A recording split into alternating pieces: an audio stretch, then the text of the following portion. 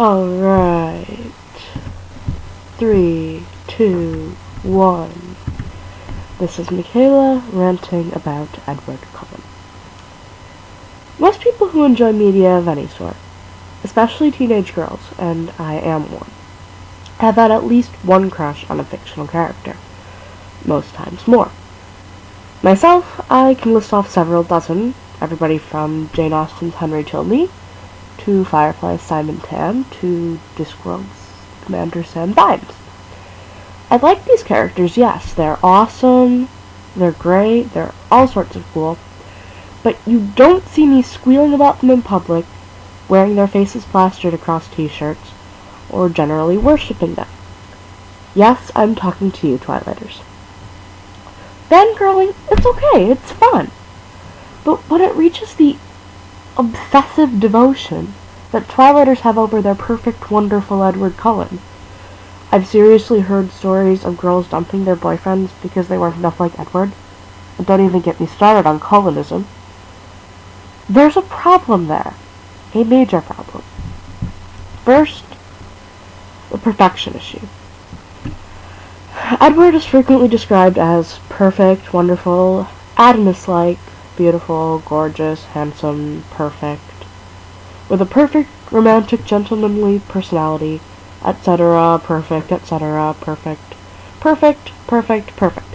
Look, I'm a bookworm, and I'm an aspiring writer, and I grew up on fandom. Perfect is boring. There's a reason that people hate Mary Sue's, okay?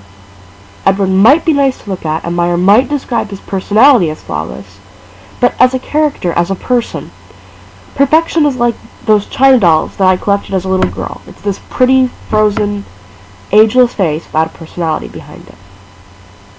It's this hollow shell described as perfect, and it's the very essence of a Mary Sue, and yes, Edward is a Gary Stu. I put him through the original Mary Sue litmus test. Question 20. Is your character impervious to any of the normal limitations of his species, such as a vampire impervious to garlic? Garlic, sunlight, wooden stakes. Don't you wish you could check these boxes multiple times? Question 73. Is your character undeservingly despised and or outcast by most people? 73A. Because he or she is unusually talented, attractive, or rich. 73B. Because of his or her special powers. Okay, do I even have to say anything? But, bottom line, I put him through this test, and he scored 89. 89. From the scorecard, 50 plus, kill it dead. Without a personality beyond this flimsy Sue construct, the Twilight characters, especially Bella and Edward, they're no deeper than cardboard cutouts. They're not engaging, they're not sympathetic. And that's the main goal of writing. I'm not going to cry over their fates. They don't make me feel bad when something horrible happens to them. Not that anything does. In fact, it doesn't affect me at all. But well-written characters, on the other hand. Okay, a comparison. The Prince's Tale in Harry Potter and the Deathly Hallows breaks my heart. And I hate Snape. I've always hated Snape ever since the first book. I cried over the fate of a broken-hearted, idealist zombie in Terry Pratchett's Night Watch, okay? In Twilight, Bella gets upset, freaks out, whatever. I could not care less. What could the difference be? Oh, that's right. Rowling and Pratchett are amazing writers, and Stephenie Meyer is not. Also, there's some truth in that cliche that beauty is only skin deep. I would not want an Edward as my boyfriend. Just for starters, he watches Bella in her sleep. Stalking is not romantic. Seriously. If I woke up to see a guy, even the guy I liked, standing next to my bed watching me sleep without my permission, I'd beat him into unconsciousness with the nearest heavy object, which, for the record, is a lava lamp, call the police and get him thrown in jail for stalking. Bella, because she's obviously insane, mentally incapacitated, or some combination thereof, thinks it's sweet and romantic. It's not. It's creepy. It's wrong. It's stalking. And Edward is abusive. What, you say? He never hurt her?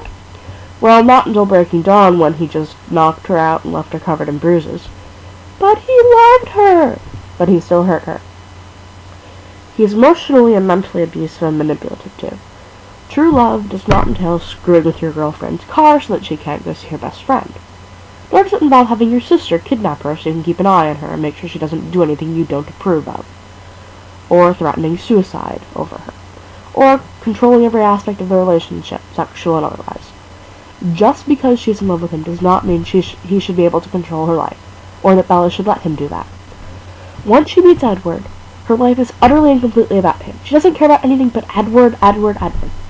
She goes catatonic when he leaves. She decides not to go to college, and to get married to Edward instead, right away. I don't know about you, but I'm starting college in a week. I plan to be a lawyer. I consider myself relatively independent, and watching this, listening or reading this, it's beyond insulting that this is the role model for girls like my 12-year-old cousin who loves the series.